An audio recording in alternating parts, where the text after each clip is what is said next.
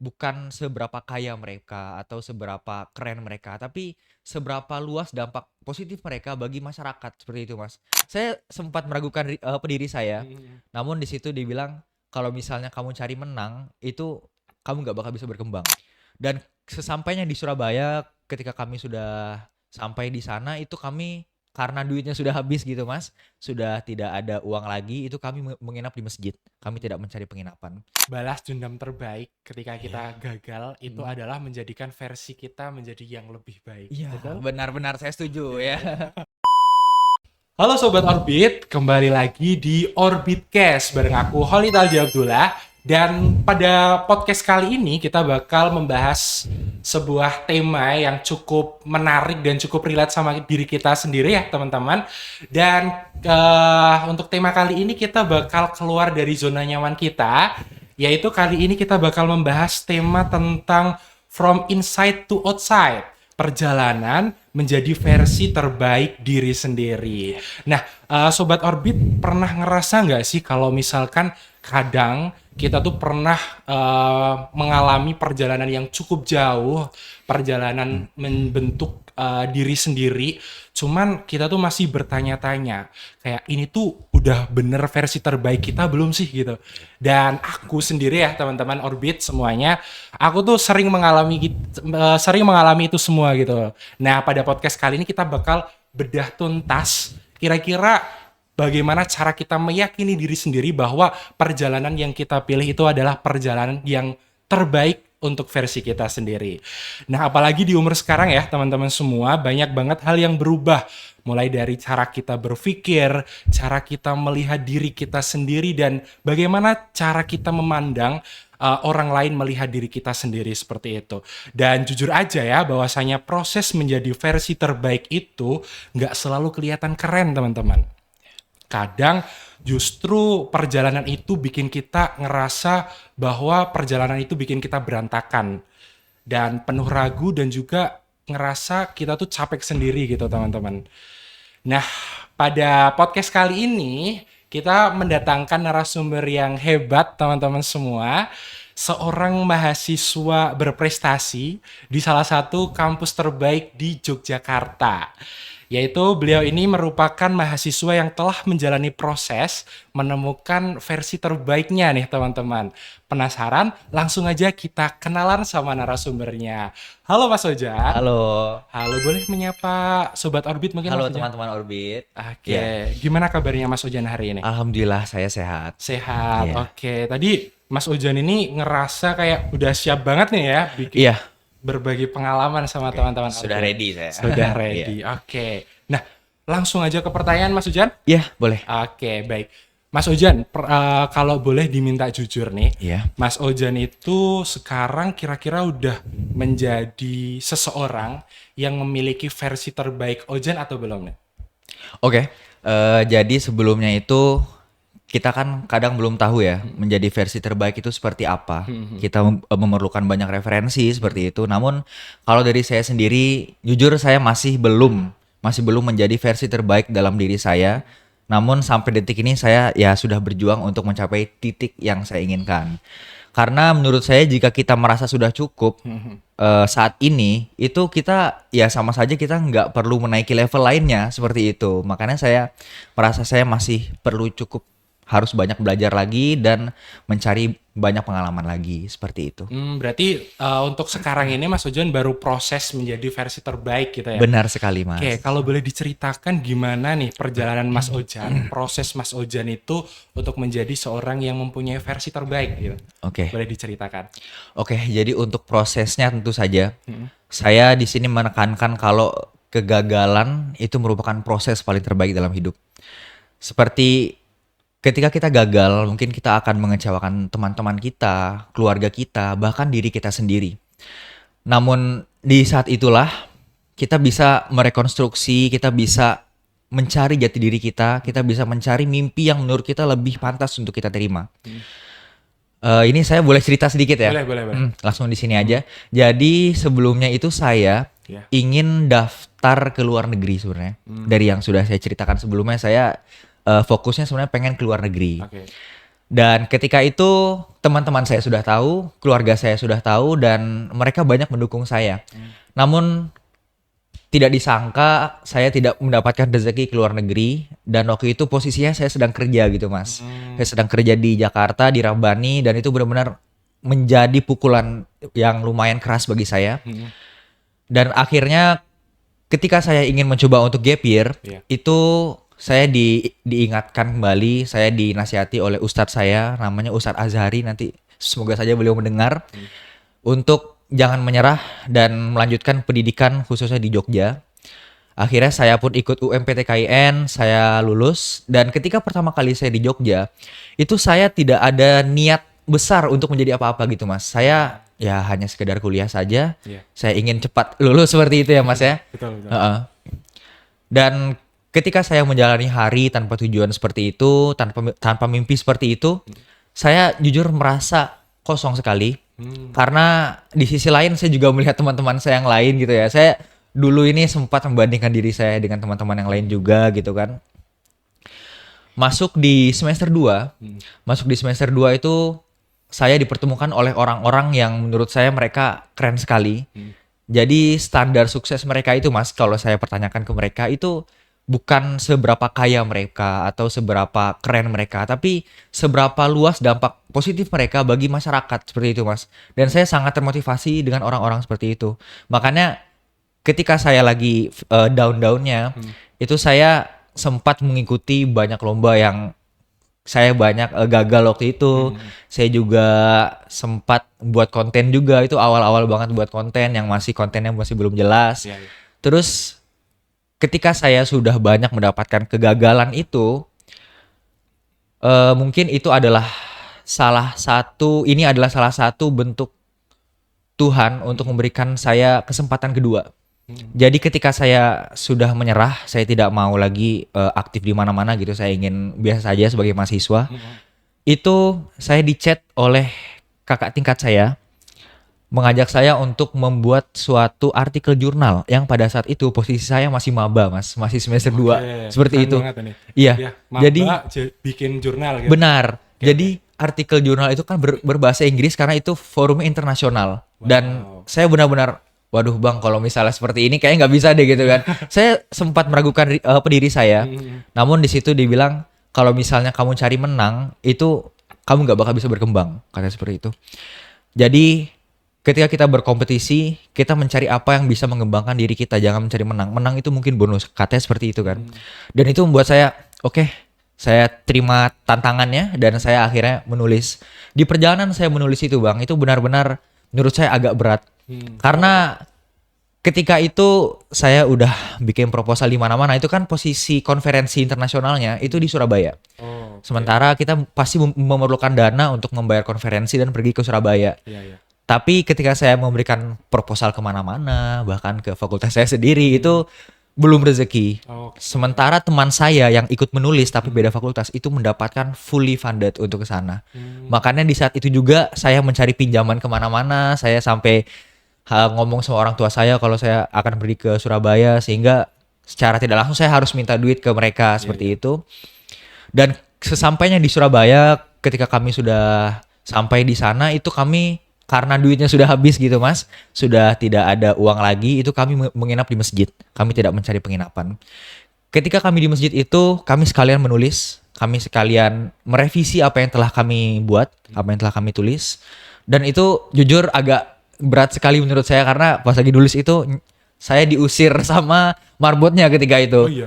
Jadi saya nulisnya kan di dalam masjid, itu masjidnya luas, gede banget. Dan saya mungkin marbotnya itu agak curiga dengan saya karena tinggal saya sendiri di masjid itu. Dan saya diusir, agak dimarahin juga waktu itu ya. Cuman ya udahlah, mungkin itu tugasnya sebagai sapam gitu. Saya tidak terlalu bawa ke hati. Akhirnya saya tidurnya di teras masjid.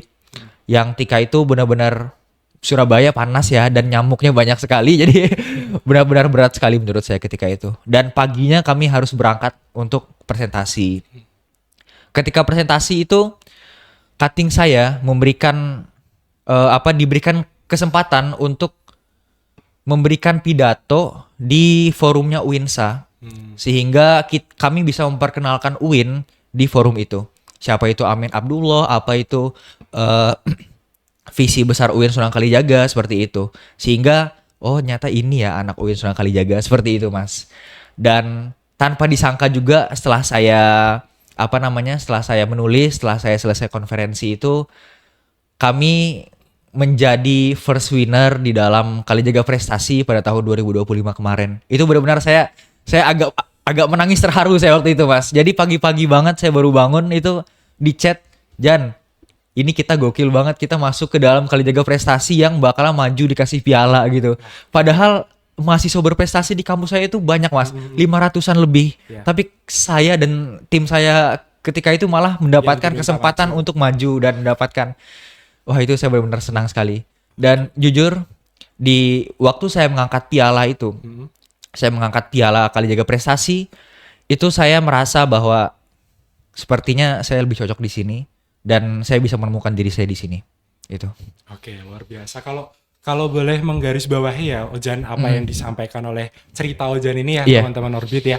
Jadi sebuah keberhasilan atau mungkin bisa dikatakan kita bisa menemukan versi terbaik kita itu dari sebuah proses yang cukup panjang ya Ojan ya. Benar sekali. Dari proses Ojan tadi mulai dari pendaftaran, kemudian lika-liku dari mulai tadi juga disinggung masalah ekonomi, kemudian di Surabaya dan lain sebagainya, hingga akhirnya Ojan ini dapat yang terbaik gitu, perjalanan yang terbaik dari Ojan. Oke, baik Ojan, kalau misalkan nih boleh diceritakan juga kira-kira momen apa atau kapan Ojan itu berpikir kalau misalkan aku harus berubah gitu. Kira-kira kepikiran itu kapan Ojan? Oke. Jadi ketika itu saya sebenarnya itu sebelumnya pernah botak. Jadi semester 2 itu saya botak. Oke. Botak itu karena saya merasa bahwa saya benar-benar tidak bisa. Kan saya dulu sebelumnya saya pernah mengatakan kalau saya sering membandingkan diri dengan teman-teman saya. Jadi saya benar-benar menganggap kalau saya tidak bisa ada di level mereka. Seperti itu Mas. Itu botaknya karena keinginan sendiri atau? Iya, keinginan sendiri. Kenapa tuh?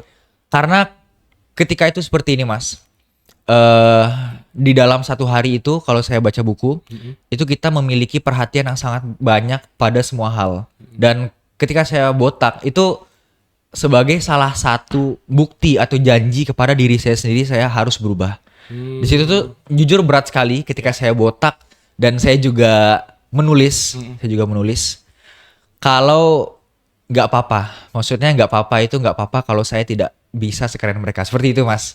Benar-benar saya nggak apa-apa lah kalau misalnya saya nggak perlu menjadi mahasiswa berprestasi. Kalau saya tidak perlu menjadi orang yang namanya mungkin bergema di mana-mana, itu nggak apa-apa. Yang penting saya bisa memberikan dampak baik bagi orang lain. Seperti itu. Saya masih pengen mengulik nih, kenapa Ojan itu sampai melakukan hal itu? Apakah ada hal yang mendasari Ojan melakukan sampai botak gitu loh? Iya, karena jujur saya iri atau gimana nih? Ya mungkin masuknya ke situ ya, agak envy dikit. Jadi saya, waduh, harusnya saya bisa dong, maksudnya mendapatkan kesempatan seperti mereka, tapi mungkin ya sudah, saya menjalankan apa yang menjadi jalan saya saja. Itu saya botak dan saya benar-benar ketika saya botak itu Mas, saya berfokus, saya hanya belajar, saya mengembangkan diri saya menjadi lebih baik. Bahkan saya ketika di UINSA itu saya masih botak waktu itu. Jadi satu-satunya member atau orang yang ikut konferensi di sana yang botak cuma saya sendiri. Seperti itu. Berarti menjadi pecutan semangat buat Ojan ya? Benar, menjadi pecutan semangat untuk saya juga. Oke. Keren banget ini. Cuman kayak idenya ide gila banget ini ya Ojan. Iya, itu saya emang agak ekstrim sekali. Saya mengambil jalan itu benar-benar saya ingin berubah diri saya seperti itu. Oke. Mungkin kalau botak jadi point of view-nya orang gitu ya. Benar. Sebenarnya nggak perlu ditiru sebenarnya, tapi ya mungkin bisa dengan cara lain mungkin menurut saya. Ya. Oke, Ojan nih, kira-kira dari semua hal yang mungkin Ojan udah coba, udah lakuin juga, kira-kira mana yang paling berat tuh, yang harus dilakuin Ojan gitu, tentunya untuk menjadi finish tadi versi terbaik Ojan gitu. Oke. Terkadang ketika kita menjalankan apa yang sudah kita yakini, dan di saat kita seperti santai menjalankannya, enjoy menjalankannya, itu kalau saya sendiri itu ketika melihat jalan yang lain yang lebih dimudahkan, mungkin teman-teman saya yang lain yang lebih dimudahkan itu kayak seperti kayaknya saya salah jalan deh seperti itu. Saya juga merasa kayak waduh, gimana nih, apakah saya harus mengikuti jalan mereka atau jalan saya sendiri. Saya pernah seperti itu. Dan menurut saya itu yang agak susah. Kita membandingkan jalan our journey, perjalanan kita dengan perjalanan orang lain yang padahal relnya saja sudah berbeda, rel keretanya saja sudah berbeda seperti itu. Saya kemarin pernah nonton film juga. Itu ada satu kata-kata yang menurut saya menarik sekali. Apa tuh? Itu jangan takut ketinggalan kereta. Seperti itu. Karena relnya itu memang berbeda, Mas. Jadi kayak kita punya jalan kita sendiri, kita nggak harus secepat mereka. Betul. Dan menurut saya itu yang agak susah untuk diubah ketika itu, karena pas saya masih merintis, pas saya masih berjuang sendirian gitu ya, itu benar-benar banyak teman-teman saya yang sudah mencapai di titik tujuh mereka, sementara saya belum. Namun alhamdulillah sekarang ini saya sudah menemukan apa yang saya cari lah seperti itu. Oke. Kalau misalkan berbicara mengenai membandingkan diri kita sama orang lain, Ojan, itu sebenarnya mungkin banyak terjadi sama teman-teman juga ya mungkin ya. Iya, benar sekali. Mungkin menurut Ojan gimana, Ojan, cara untuk biar kita itu berhenti untuk membandingkan gitu? Oke. Kalau dari saya sendiri, kita sekarang ini kan hidup di dalam era information age. Jadi di Instagram jika kita nge-scroll sedikit itu kita pasti dibombardir oleh kisah-kisah orang lain yang sangat bagus sekali. Entah itu bisa menginspirasi kita atau membuat kita malah semakin down. Nah, menurut saya kita akan berhenti membandingkan diri kita sendiri ketika kita sudah mempunyai jalan kita sendiri dan kita sudah yakin. Karena saya sendiri yakin ketika kita sudah mempunyai jalan sendiri, visi untuk diri sendiri, orang-orang dengan visi yang sama akan menemukan kita. Jadi memang awalnya itu harus sendirian, harus benar-benar aduh gimana ini gitu kan. Dan yang kedua menurut saya memang itu ya memang agak sulit di dalam. Kalau zaman dulu itu paling orang tua kita atau nenek kakek kita membandingkan dirinya itu dengan orang-orang di sekitarnya saja. Tetangganya ini lebih kaya, lebih ganteng gitu-gitu doang kan. Kalau sekarang kita membandingkan dengan orang yang privilege-nya jauh di atas kita di media sosial. Seperti itu, Mas. Maka menurut saya itu kurang baik dan benar-benar tidak bisa menjadi patokan untuk standar kita sendiri. Seperti itu. Ya. Kalau misalkan berbicara mengenai media sosial, kita memang sering banget apa yang dikatakan oleh Ojan benar banget. Kalau misalkan kita buka Instagram, buka TikTok gitu, kalau misalkan kita scroll dikit achievement orang, benar scroll sekali. Dikit prestasi orang gitu, jadi kayak aku bisa nggak ya kayak gitu, dan dia keren banget. Nah, kira-kira kalau misalkan seperti itu nih Ojan, kita perlu nggak sih membatasi penggunaan media sosial gitu biar kita tuh nggak selalu membandingkan gitu. Menurut Ojan gimana? Kalau dari saya sendiri, ketika saya mungkin sedang capek dengan apa yang sedang saya kerjakan, atau saya sedang mungkin ngerasa hati yang kurang enak, itu saya tidak membuka sosial media. Karena kalau saya lihat ya, banyak orang, saya pernah menemukan beberapa kasus juga, mereka itu bad mood, mereka itu sedang marah, dan mereka menuangkan kemarahannya itu di dalam kolom komentar orang lain, maksudnya yang gak ada hubungannya dengan diri mereka. Betul. Sehingga banyak kita temukan hate comment, komen-komen yang rage bait seperti itu. Makanya menurut saya ketika kita sedang capek, seharusnya kita jangan buka sosial media dan kita cukup me time aja. Kadang sebagai manusia itu kita juga harus duduk sebentar, menikmati waktu tanpa harus dikejar oleh apapun. Seperti itu, Mas. Betul, berarti memang perlu itu juga bisa melihat dari situasi kondisi kita gitu. Benar sekali ya, kondisional. Menghindari hal-hal yang negatif. Benar, betul, ya. Gitu. Oke. Nah, berlanjut ke pertanyaan selanjutnya nih Mas Ojan. Pernah nggak sih Mas Ojan ini udah mulai berubah, cuman kok tiba-tiba ngerasa overthinking, aku ngelakuin hal ini bener nggak ya, percuma nggak ya, gitu. Kira-kira pernah nggak, dan gimana cara ngatasinya? Oke, jadi ketika itu saya pernah baca suatu buku, Mas. Itu bukunya Mark Manson, itu mungkin sudah sangat viral sekali ya. Jadi buku yang warna oranye itu, yang The Subtle Art of Not Giving a Damn gitu ya. Saya nggak perlu nyebutin buku asli ya, soalnya bahaya. Jadi di situ dikatakan ketika kita ingin merubah diri kita, itu pasti awalnya kita akan merasa ada yang hilang dari diri kita. Karena apa? Karena kita mencoba untuk merubah identitas kita sendiri. Yang sebelumnya mungkin ini kita mengambil beberapa contoh ya. Contoh itu sebelumnya mungkin dia sering malas-malasan, dia setiap hari main game atau masuk ke ranah pergaulan bebas yang mereka sudah diterima di sana. Mereka sudah diterima di lingkungan yang sebelumnya mungkin kurang baik. Nah, ketika mereka ingin berubah, lingkungan yang sebelumnya menerima mereka itu harus mereka tinggalkan. Makanya kadang kita merasa, aduh, apakah saya benar mengambil jalan ini gitu kan?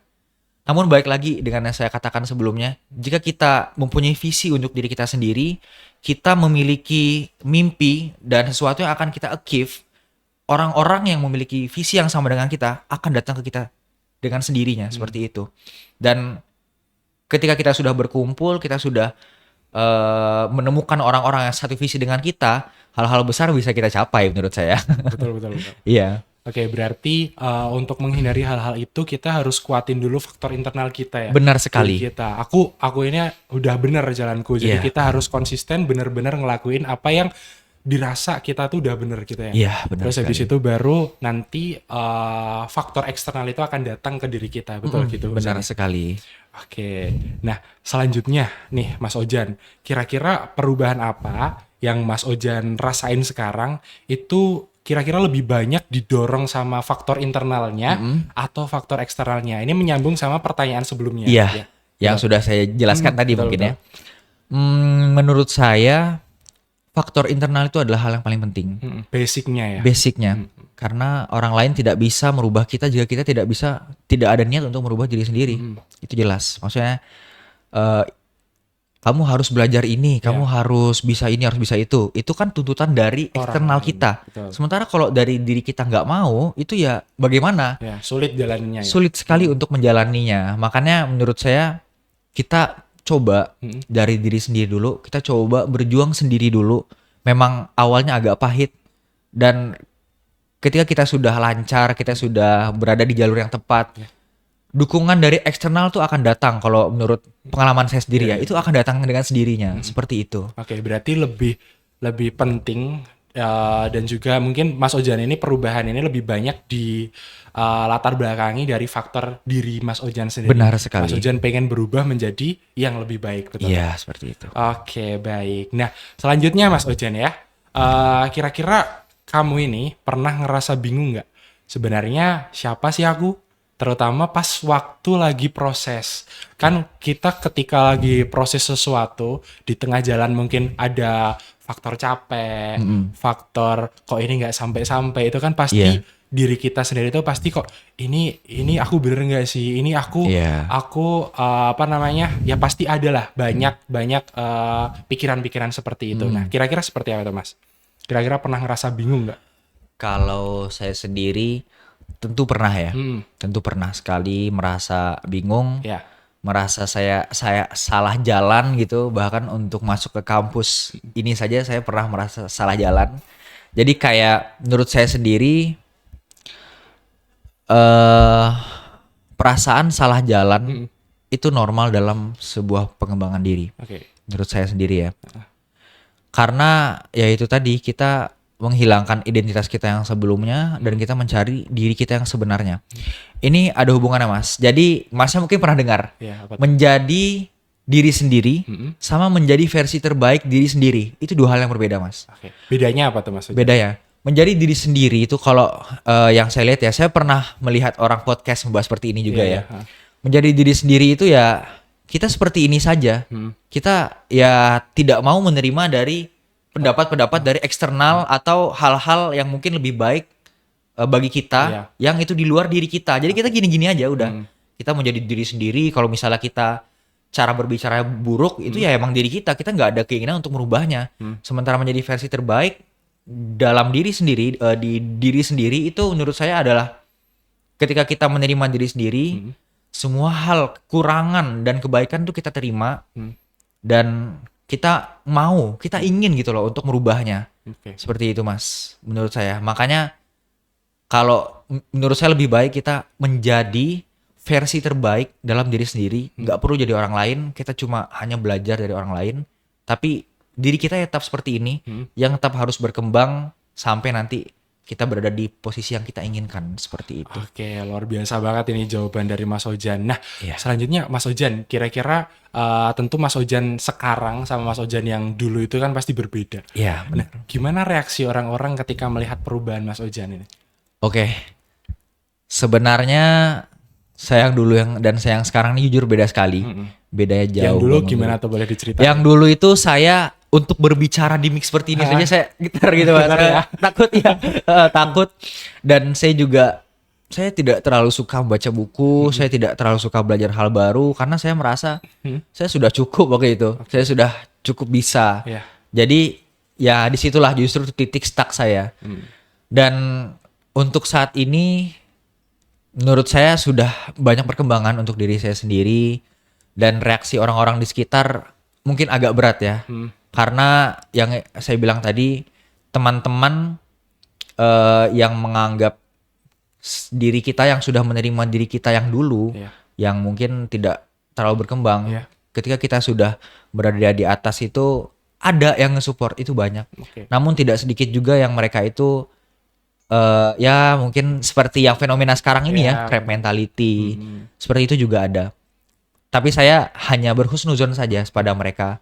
Kalau mereka itu mungkin ya apa sih namanya tidak mungkin belum menemukan diri mereka sendiri kalau menurut saya atau mungkin mereka sekedar iri dengan saya. Tapi saya terus berusaha, misalnya di dalam konten-konten saya, di dalam kehidupan saya sehari-hari itu saya tidak menunjukkan kalau saya itu orang yang superior, enggak.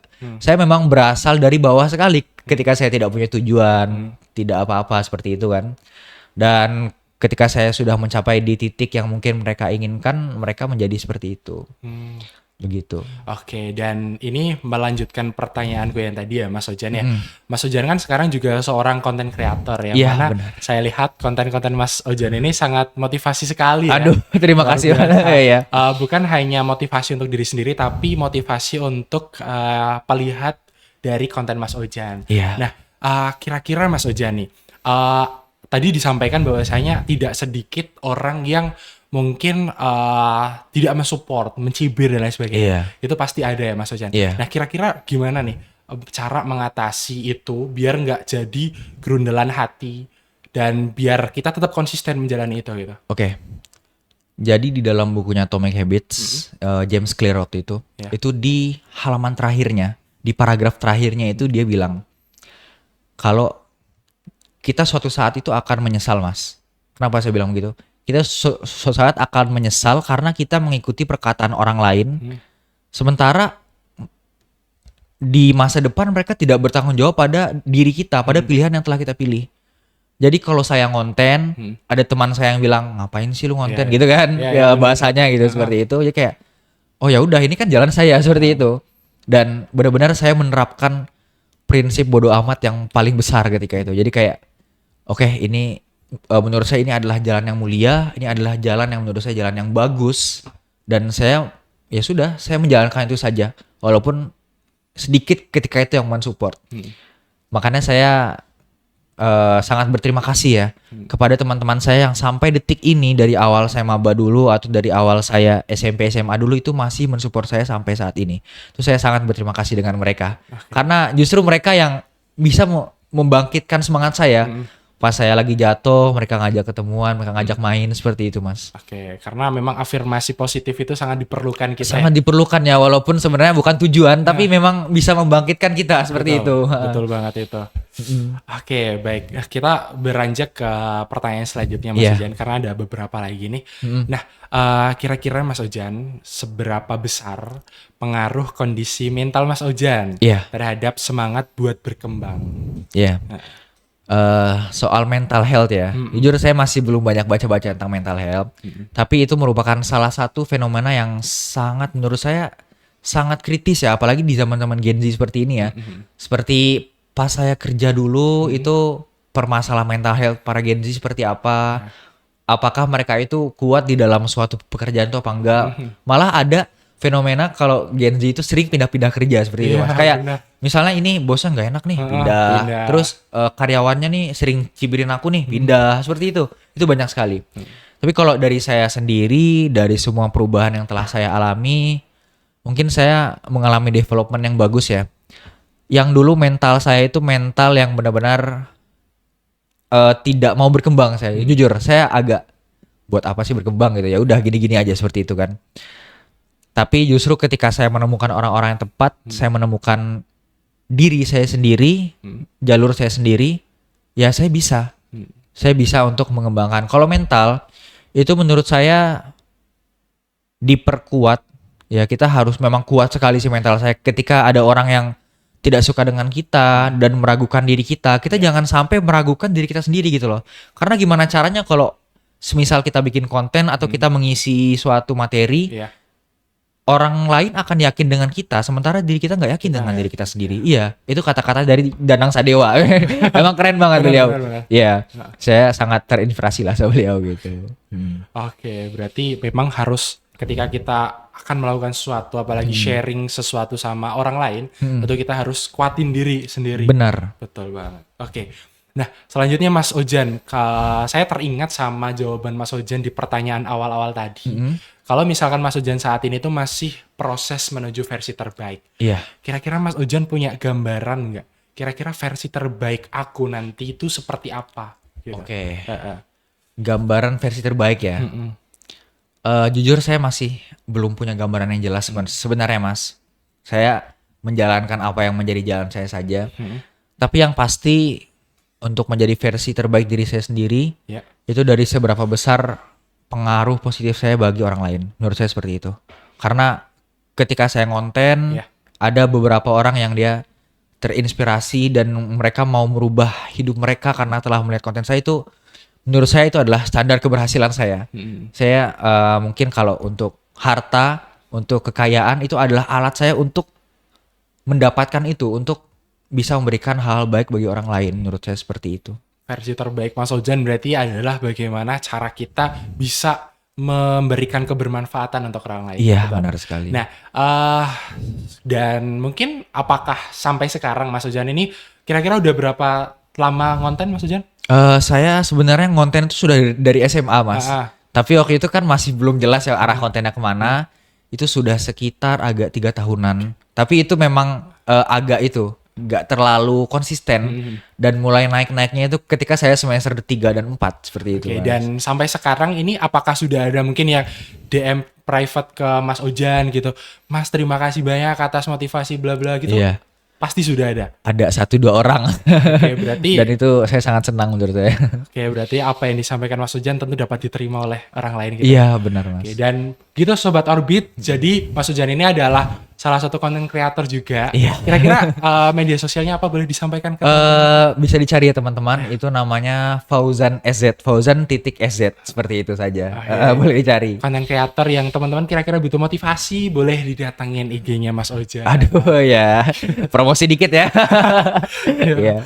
Oke, nah boleh nih kita lanjut ke pertanyaan terakhir Mas Ojan ya. Iya. Kira-kira apa pesan buat Sobat Orbit yang lagi nonton ini? Oke. Terutama untuk mahasiswa, untuk siswa mungkin yang lagi nonton, ataupun orang yang masih terjebak di dalam pergulatan diri sendiri dalam setiap prosesnya untuk menjadi versi terbaik. Silakan. Ini kata-kata ya Mas ya? Apa gimana? Mau kata-kata boleh, monggo silakan. Ya.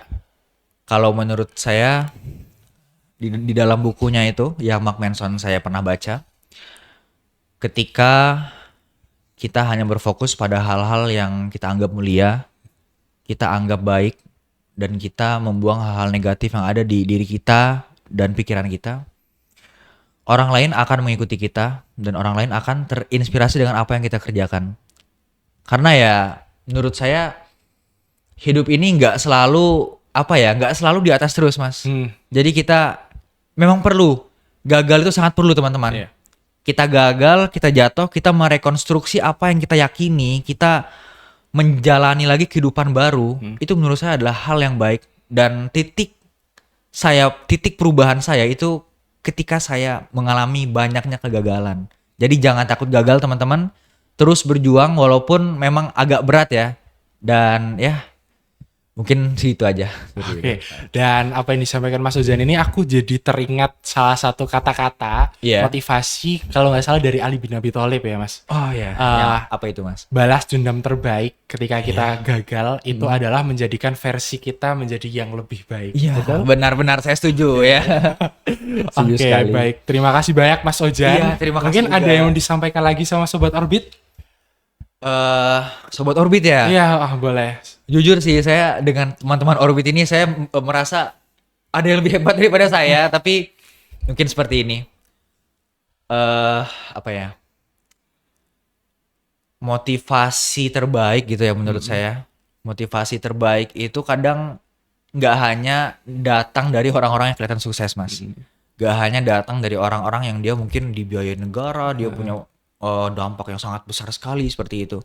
Tapi kadang motivasi terbesar itu datang dari orang-orang atau dari hal-hal kecil yang tidak kita lihat setiap harinya seperti itu. Mungkin teman kita yang selalu bantu kita ketika sedang capek, ketika sedang ada masalah, atau mungkin hanya tetangga kita yang subuh-subuh mendatangkan membawa air hangat dan juga kuenya pas saya sedang latihan. Itu benar-benar hal yang buat saya harus bisa seperti itu. Karena saya ya ingin memberikan hal baik, dampak positif bagi orang-orang yang kecil seperti itu. Makanya sampai saat ini saya masih mau berjuang seperti itu. Oke, baik. Satu kata boleh Mas Ojan untuk kita semua? Satu kata. Satu kata boleh. Apa ya satu kata? Kalau dari aku terbaik. Oh, terbaik. Ya, Oke. Kalau dari Mas Ojan? Satu kata ya. Apa? Ya sama sih. Terbaik ya. Pokoknya terbaik ya. Oke, baik. Ya. Seperti itu, Sobat Orbit semua, untuk podcast kali ini kita telah membahas perjalanan bagaimana cara kita menuju versi terbaik kita yang tentunya sudah diberikan pengalaman yang luar biasa oleh Mas Ojan. Sekali lagi terima kasih Mas Iya, Ojan. terima kasih Mas sudah mau Polit. berbagi dan mungkin itu Sobat Orbit. Mudah-mudahan untuk podcast kali ini apa yang disampaikan oleh Mas Ojan dapat memberikan motivasi. Ketika itu baik silahkan diambil dan ketika itu cocok untuk kalian bisa diterapkan di kehidupan kalian. Gitu aja teman-teman, aku Khalid Aldi Abdullah pamit undur diri. Sekali lagi terima kasih, sampai jumpa di episode Orbitcast selanjutnya. Dadah.